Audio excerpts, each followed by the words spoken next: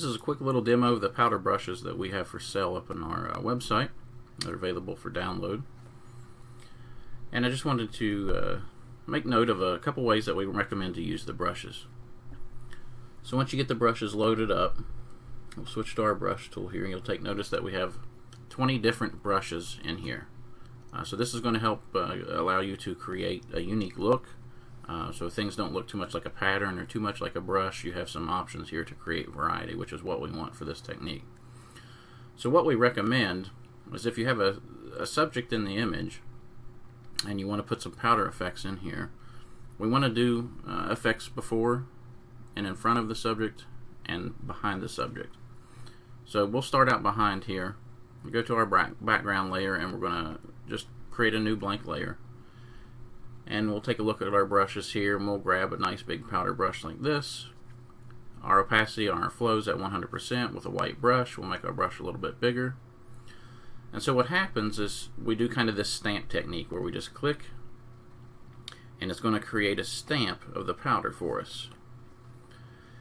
And then what happens is by doing one stamp per layer, we can transform this layer, so Command or Control T, and of course we can rotate, we can resize, we could flip this, so it allows us to have more control over what we want. We kind of line things up as we like. So we can create another blank layer, and we could use the same brush for now and create a stamp and transform again, and we can kind of pick and choose where these things are placed to create the look that we want. And so once we get something that we're happy with, we just continue to build this effect up. You can place these wherever that you like. Well, then let's move in front of our subject. We'll create another blank layer, and if we change our brush up, say this one here, we'll do the same technique. We'll create a stamp, and then we're going to transform this layer, and that'll allow us to reposition it, move things to kind of make it look like the powder's wrapping around our subject.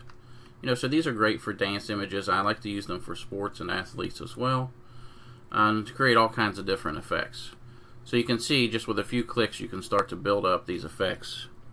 You can change out brushes, again, to keep a variety going so things don't look too patterned. We'll do a new layer, new stamp, and again, this allows us to kind of point things. You can move around, look, see how things line up, and you're going to pick whatever looks the best to you. Alright, so that's one option that we have. So that's one way to use the brushes. Now with our brushes, we've done something a little different with a couple of them, and we've designed them in such a way as to create a realistic fog or smoke type of effect. So let's assume that we've done some more work to this image. Turn some of these background layers off. And now we want to start creating some foreground fog or smoke to match the look of the image that we have here. So what we're going to do in this case is we're going to create a blank layer above our subject. We're going to go to our powder brushes, and particularly with brushes number 2 and 3, you will find the best result with this. So I'm going to pick brush number 2 here. And if you turn the flow down on this brush to 10 or less in particular, with a white brush, as you paint, it will completely randomize the brush and create this foggy, smoky type effect. And we can see, even if we pick brush 3, again, brushes 2 and 3 have the best result here.